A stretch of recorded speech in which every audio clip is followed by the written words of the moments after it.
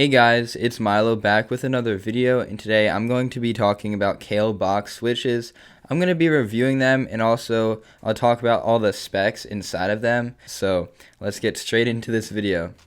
I'm going to talk about all of these switches as a whole, and then I'm going to mention each of them individually. So the first thing that I'd like to talk about is that they have very little stem wobble compared to other switches, and this is really nice because stem wobble is an issue that just kind of ruins the typing experience if it's too bad, and it's something you see on cheaper keyboards. And then also the contact points are smaller on this keyboard, so you actually can't lube them, and that's also partially because of the fact that these switches are waterproof and dustproof, and basically the switches will drain the lube out and it just won't really work well. Also, all of the electronic components are stored inside of a waterproof box inside of the switches, and that's where they get their name from. So these switches used to have quality control issues where they'd actually break your keycaps, and they also could just like not fit on your keycaps. That was because the measurements of the box on the outside of the switch on the stem was kind of wonky and it didn't really fit right, but now those issues are resolved.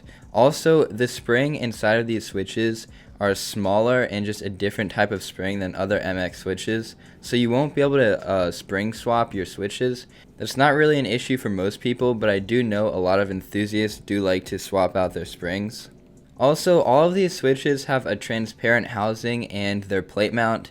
The transparent housing is for RGB, so it can shine through well, and the plate mount kind of sucks because it's not as secure for hot swap boards, but it will fit on most keyboards, and you won't have to clip off the legs on the drop alt keyboards.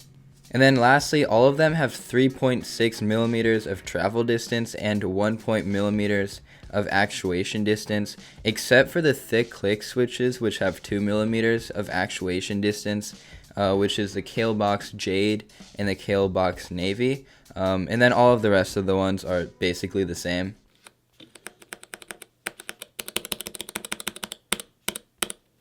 I'm going to be talking about all of the switches now, and the first thing is the box brown switch.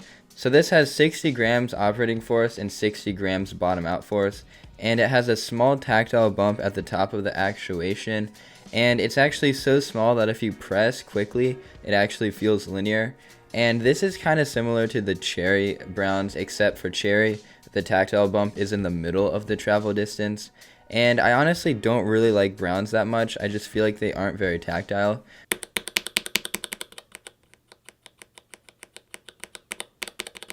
The box black switches have 60 grams of operating force and then 75 grams of bottom out force, and these are smooth and linear. I think that these are great because they're heavy so that you actually don't bottom out. It also gets heavier towards the bottom, and that also helps from not bottoming out, so I would recommend this to people that type and are kind of like heavy on their fingers and always bottom out. That's just not really a desirable thing to do.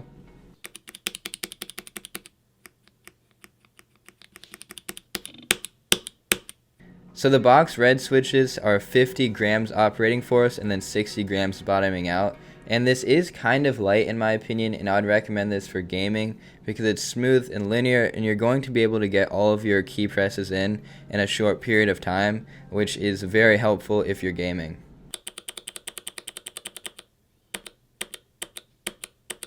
The box white switches are clicky, and they're 50 grams operating force and then 55 grams bottoming out, and it's a very crisp click, and that's at the top of the travel distance, and this is caused by the click bar, not a click jacket, so it's actually going to be very crisp and not rattly at all, and I'd recommend these for typing or gaming or pretty much anything.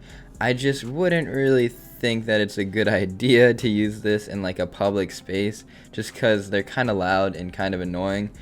The switches that I'm going to be talking about now are in collaboration with Novel Keys, which is just a keyboard seller, and these switches are very good, and the first ones that I'm going to be talking about are the heavy switches. So all of these switches have 70 grams of operating force and then 80 grams of bottoming out, and I honestly don't like that. That's just way too heavy for me, and it's kind of uncomfortable for me to type on, but I know all of us are different, so if you do want to try these out, then I recommend getting a switch tester, not just buying them as a whole set.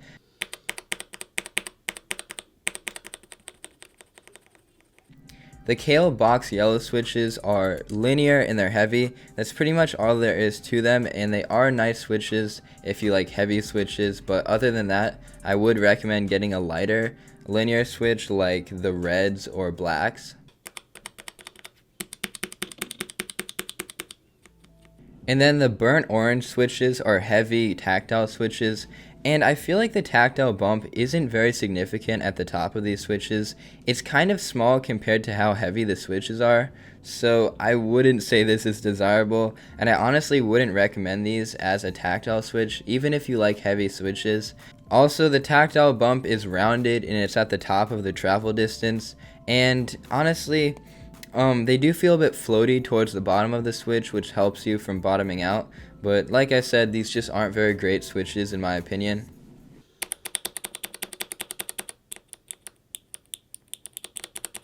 Next, we have the pale blue switches, which is the heavy version of a clicky switch, and this has a click at the top of the actuation, and then it's kind of floaty at the bottom because it is a pretty heavy switch. Think of this as a mix between the Kalih box white switch and then the Kalih box navy.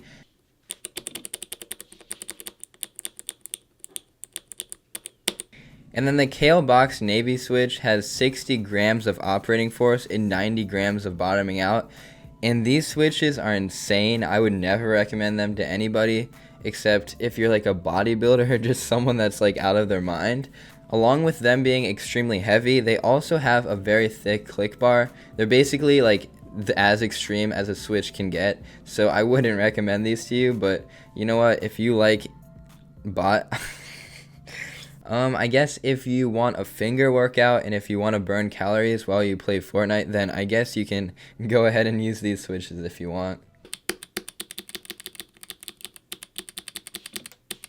And then the Kalih box Jade are the second thick click switch, and these are much more modest, so they have 50 grams of operating force and then 60 grams of bottoming out. So that's pretty reasonable. That's kind of like the Kalih black switch, so it's more reasonable in my opinion. They also have a very thick click bar, which is extremely tactile and crisp, but I really do like these switches. They're just a little bit too tactile for me, but I know a lot of you guys will enjoy these.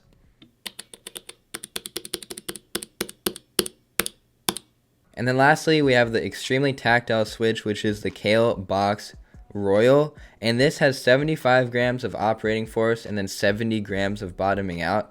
I don't know why the force gets like smaller towards the bottom.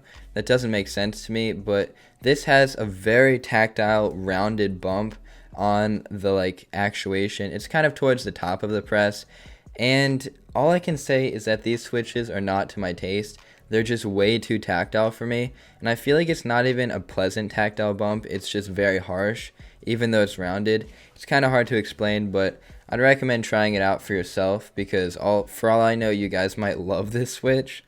And that is the last Kalih box switch that I will be reviewing. I'm not sure if there's any more. I don't think there is, but if you guys enjoy this video, then please feel free to like and subscribe. It means a lot to me, and peace out, guys. Thanks for watching.